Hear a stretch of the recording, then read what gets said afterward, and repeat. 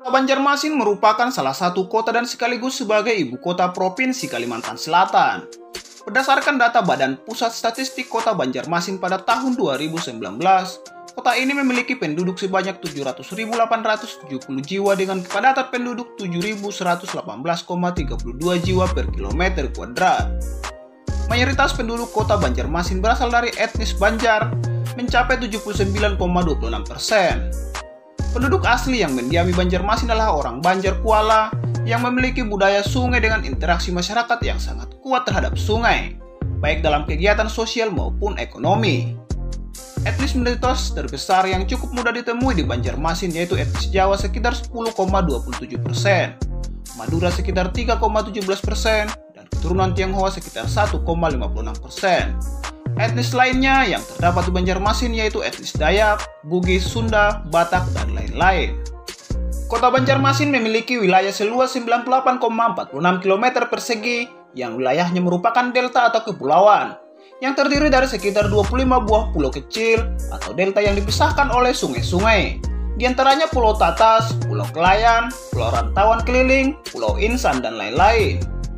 Kota Banjarmasin terletak pada 0,16 meter di bawah permukaan laut dan hampir seluruh wilayah digenangi oleh air pada saat pasang.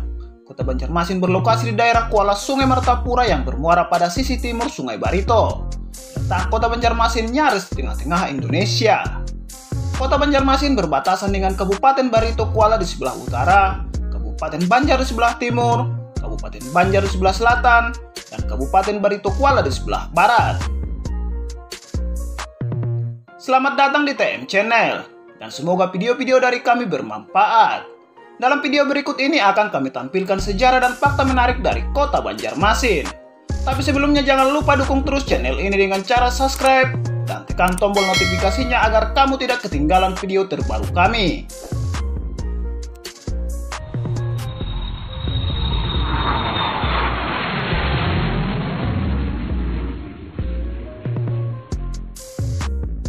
Sejarah Kerajaan Banjar. Pada abad ke-16 muncul Kerajaan Banjarmasin dengan Raja pertama Raden Samudra, seorang pelarian yang terancam keselamatannya oleh pamannya Pangeran Tumenggung yang menjadi Raja Kerajaan Negara Daha, sebuah kerajaan Hindu di pedalaman hulu sungai. Kebencian Pangeran Tumenggung terjadi ketika Maharaja Sukarama ketika masih hidup berwasiat agar cucunya Raden Samudra yang kelak menggantikannya sebagai raja. Atas bantuan Arya Tranggana, Mangkubumi Negara Daha, Raden Samudra melarikan diri ke arah hilir Sungai Barito. Sekitar tahun 1520, Pati Masih atau Kepala Kampung Banjar dan para patih atau kepala kampung sekitarnya sepakat menjemput Raden Samudra yang bersembunyi di Kampung Balendean. Raden Samudra dan kelompoknya berhasil merebut Bandar Muara Bahan di daerah Bakumpai, yaitu bandar perdagangan negara Daha, dan memindahkan pusat perdagangan ke Pelabuhan Bandar dekat muara Sungai Kelayan, beserta para penduduk dan pedagang. Kemudian menobatkan Raden Samudra menjadi raja dengan gelar Pangeran Samudra. Hal ini menyebabkan peperangan dan terjadi penarikan garis demarkasi dan blokade ekonomi dari pantai terhadap pedalaman. Pangeran Samudra mencari bantuan militer ke berbagai wilayah untuk menghadapi kerajaan Daha yang secara militer lebih kuat dan penduduknya kala itu lebih padat. Bantuan militer dari Kesultanan Demak yang hanya diberikan kalau raja dan penduduk memeluk agama Islam. Kesultanan Demak dan Majelis Ulama Wali Sanga kala itu sedang mempersiapkan aliansi strategi untuk menghadapi kekuatan kolonial Portugis yang memasuki Kepulauan Nusantara dan sudah menguasai Kesultanan Malaka. Sultan Trenggono mengirim 1.000 pasukan dan seorang penghulu Islam, yaitu Khatib Dayan yang akan mengislamkan Raja Banjarmasin dan rakyatnya. Pasukan Pangeran Samudra berhasil menembus pertahanan musuh. Mangkubumi Arya Trenggana menyarankan rajanya, daripada rakyat kedua belah pihak banyak yang menjadi korban, lebih baik kemenangan dipercepat dengan perang tanding antara kedua raja. Pada akhirnya Pangeran Tumenggung bersedia menyerahkan kekuasaan kepada Pangeran Samudra. Dengan kemenangan Pangeran Samudra dan diangkutnya rakyat negara Daha atau orang hulu sungai dan penduduk Bandar Muara Bahan atau orang Bakumpai, maka muncullah kota baru, yaitu Banjarmasin yang sebelumnya hanya sebuah desa yang penduduknya sedikit.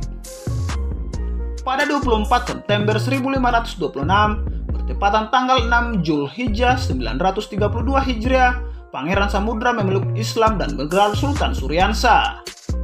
Kerajaan Banjar berkembang pesat dan Sultan Suryansa digantikan oleh anaknya Sultan Rahmatullah sekitar tahun 1550 sampai 1570.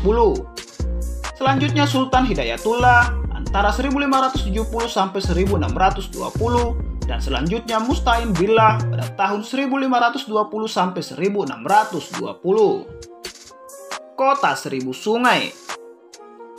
Sungai menjadi bagian yang tak terpisahkan dari kota Banjarmasin, sehingga Banjarmasin mendapat julukan Kota Seribu Sungai. Meski sungai yang mengalir di Banjarmasin tak sampai 1000.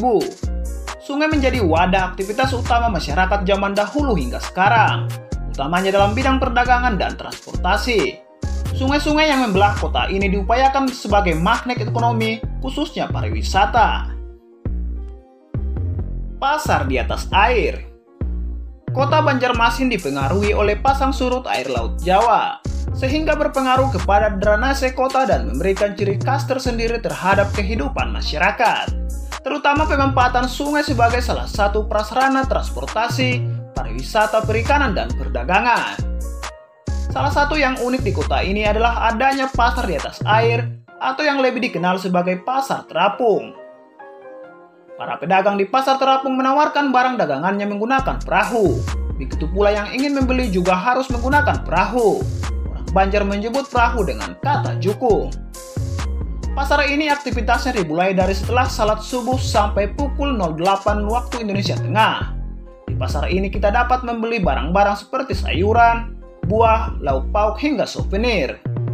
Selain itu, pengunjung juga bisa menikmati sarapan pagi terapung. Di sana tersedia warung-warung terapung yang menyediakan makanan khas kota Banjar, seperti soto Banjar, lontong orari, dan ketupat kandangan. Terdapat salah satu masjid tertua di Kalimantan Selatan. Banjarmasin memiliki berbagai objek wisata religi dan bersejarah yang sangat menarik untuk dikunjungi. Salah satunya adalah Masjid Sultan Suryansa. Masjid Sultan Suryansa merupakan masjid tertua di Kalimantan Selatan. Masjid ini dibangun pada tahun 1526 pada masa pemerintahan Sultan Suryansa, Raja Banjar pertama yang memeluk agama Islam.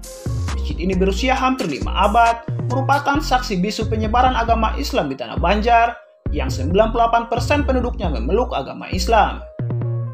Masjid ini memiliki perpaduan arsitektur tradisional Banjar dan kerajaan Demak, dengan konstruksi panggung dan atap yang bertumpang, yang dipengaruhi oleh arsitektur Jawa kuno pada masa kerajaan Hindu. Atap tumpang 3 pada masjid ini serupa dengan atap pada Masjid Agung Demak. Mimbar Masjid Sultan Suryansa terbuat dari kayu ulin, dan terdapat hiasan kaligrafi Arab pada sisi kelingkungan mimbar. Sementara di bawah tempat duduk mimbar terdapat 9 anak tangga yang berkiasan ukiran yang sangat indah. Tidak jauh dari masjid ini terdapat area pemakaman Sultan Suryansa. Jadi, selepas mengunjungi masjid, pengunjung bisa berziarah ke makam Sultan Suryansa. Kota Seribu Pemadam. Tahukah Anda Banjarmasin tidak hanya mempunyai 1000 sungai saja, tapi juga mempunyai 1000 pemadam kebakaran. Bahkan kota Banjarmasin mendapatkan 2 kali pengakuan dari Museum Rekor Dunia dan Indonesia. Pertama, pada tanggal 26 September 2004 dengan catatan rekor barisan mobil pemadam kebakaran terpanjang se-Indonesia dan se-Asia Tenggara. Rekor ini merujuk pada deretan barisan mobil pemadam kebakaran yang berbaris di jalanan tepi Siring, Sungai Martapura yang panjangnya hampir 2000 meter atau 2 km. Kedua, tanggal 23 Agustus 2015 dengan catatan rekor barisan pemadam kebakaran swadaya masyarakat terbanyak. Dan hebatnya lagi, rekor ini tidak hanya sebatas lingkup Indonesia saja, tapi se-Asia. Rekor terbaru ini dipecahkan oleh barisan pemadam kebakaran swasta di Banjarmasin, baik yang berafiliasi pada beberapa organisasi ataupun yang berdiri sendiri. Menilik pada banyaknya barisan pemadam kebakaran yang ada di Kalimantan Selatan, khususnya kota Banjarmasin, sebenarnya sangat wajar. Karena catatan musibah kebakaran di Kalimantan Selatan termasuk kota Banjarmasin juga rekor tersendiri. Setiap tahun jumlah kebakaran di kota Banjarmasin tembus di atas 100 kejadian. Demikian 5 fakta tentang kota Banjarmasin. Semoga video ini dapat menambah pengetahuan dan wawasan kita terhadap fakta-fakta kota di Indonesia. Jangan lupa like dan share video ini sebanyak-banyaknya.